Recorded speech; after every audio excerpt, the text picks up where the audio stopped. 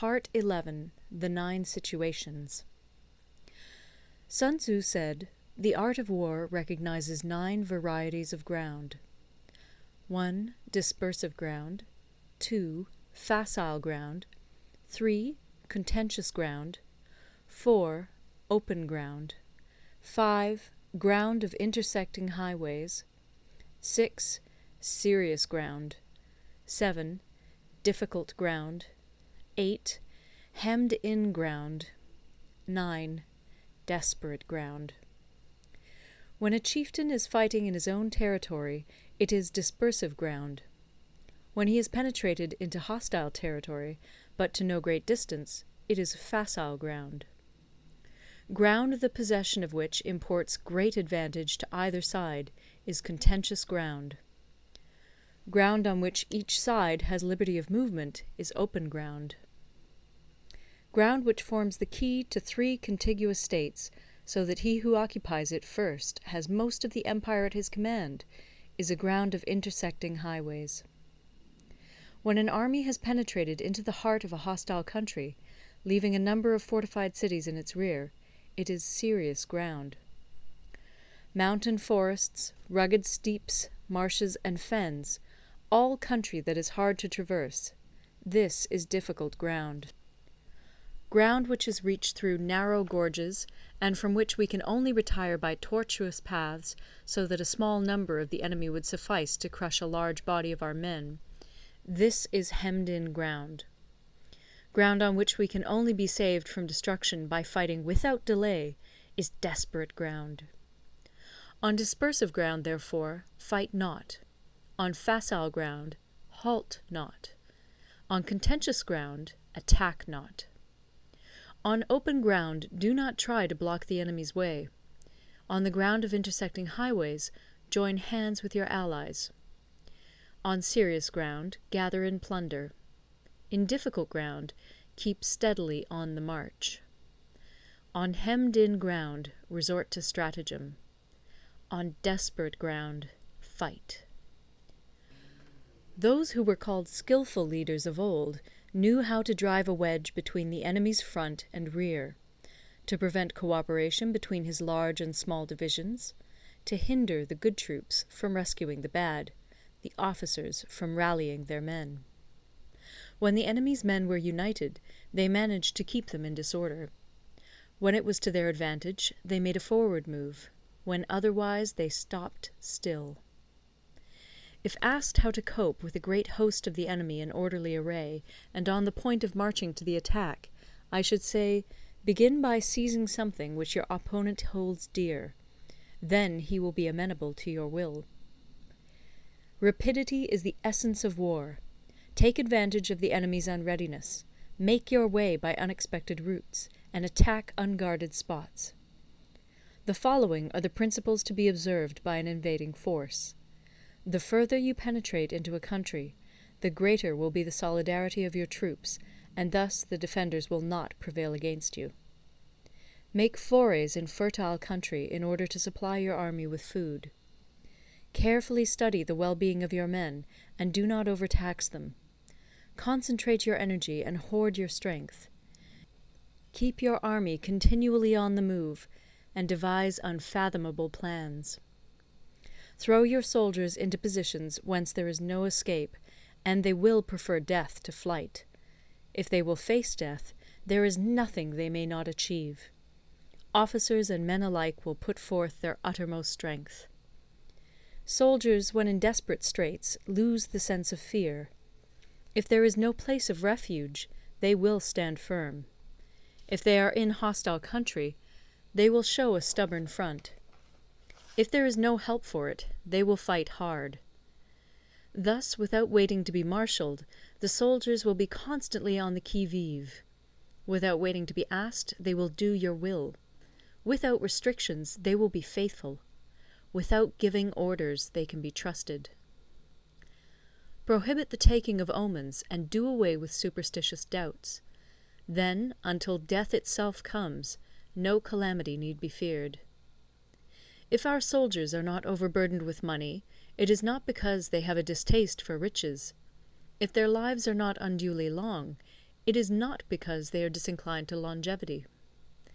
On the day they are ordered out to battle, your soldiers may weep, those sitting up bedewing their garments, and those lying down, letting the tears run down their cheeks. But let them once be brought to bay, and they will display the courage of a Chu or a Kui. The skilful tactician may be likened to the Shuai Jan. Now, the Shuai Jan is a snake that is found in the Ch'ung Mountains. Strike at its head, and you will be attacked by its tail. Strike at its tail, and you will be attacked by its head. Strike at the middle, and you will be attacked by head and tail both. Asked if an army can be made to imitate the Shuai Jan, I should answer yes. For the men of Wu and the men of Yue are enemies.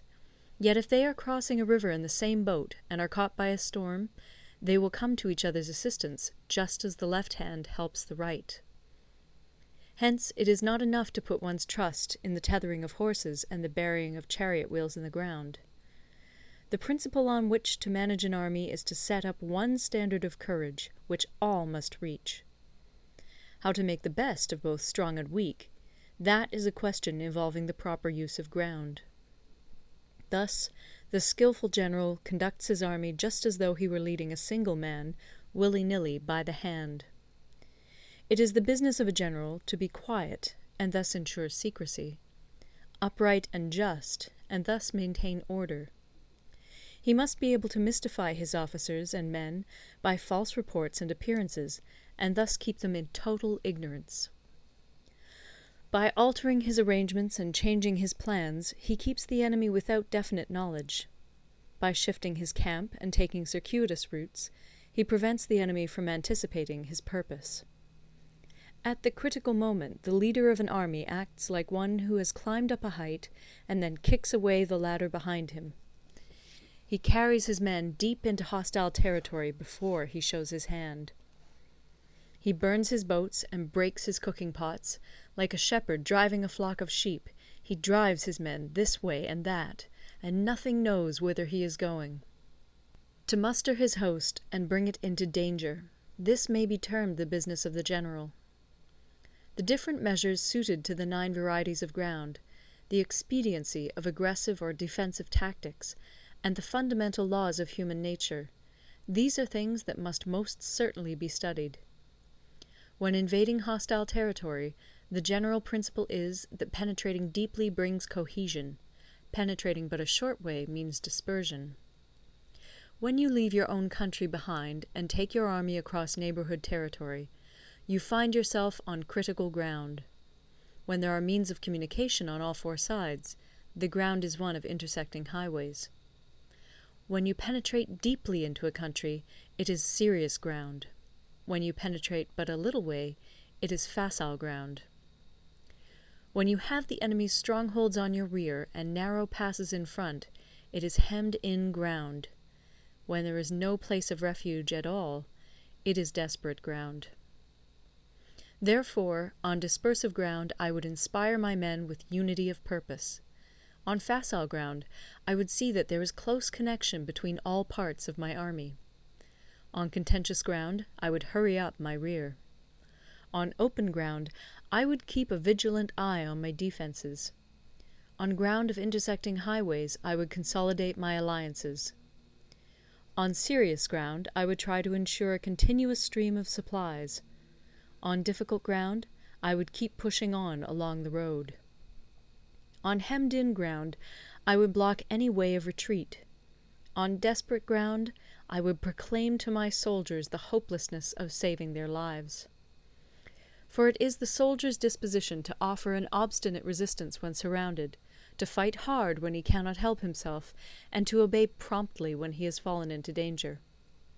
We cannot enter into alliance with neighbouring princes until we are acquainted with their designs. We are not fit to lead an army on the march unless we are familiar with the face of the country, its mountains and forests, its pitfalls and precipices, its marshes and swamps. We shall be unable to turn natural advantages to account unless we make use of local guides. To be ignored of any one of the following 4 or 5 principles does not befit a warlike prince. When a warlike prince attacks a powerful state, his generalship shows itself in preventing the concentration of the enemy's forces. He overawes his opponents, and their allies are prevented from joining against him. Hence he does not strive to ally himself with all and sundry, nor does he foster the power of other states. He carries out his own secret designs, keeping his antagonists in awe. Thus he is able to capture their cities and overthrow their kingdoms. Bestow rewards without regard to rule, issue orders without regard to previous arrangements, and you will be able to handle a whole army as though you had to do with but a single man. Confront your soldiers with the deed itself. Never let them know your design. When the outlook is bright, bring it before their eyes, but tell them nothing when the situation is gloomy. Place your army in deadly peril, and it will survive. Plunge it into desperate straits, and it will come off in safety. For it is precisely when a force has fallen into harm's way that it is capable of striking a blow for victory. Success in warfare is gained by carefully accommodating ourselves to the enemy's purpose. By persistently hanging on the enemy's flank, we shall succeed in the long run in killing the commander-in-chief. This is called ability to accomplish a thing by sheer cunning. On the day that you take up your command, block the frontier passes, destroy the official tallies, and stop the passage of all emissaries. Be stern in the council chamber, so that you may control the situation. If the enemy leaves the door open, you must rush in. Forestall your opponent by seizing what he holds dear, and subtly contrive to time his arrival on the ground. Walk in the path defined by rule, and accommodate yourself to the enemy until you can fight a decisive battle. At first, then, exhibit the coyness of a maiden, until the enemy gives you an opening. Afterwards emulate the rapidity of a running hare, and it will be too late for the enemy to oppose you. End of Part 11.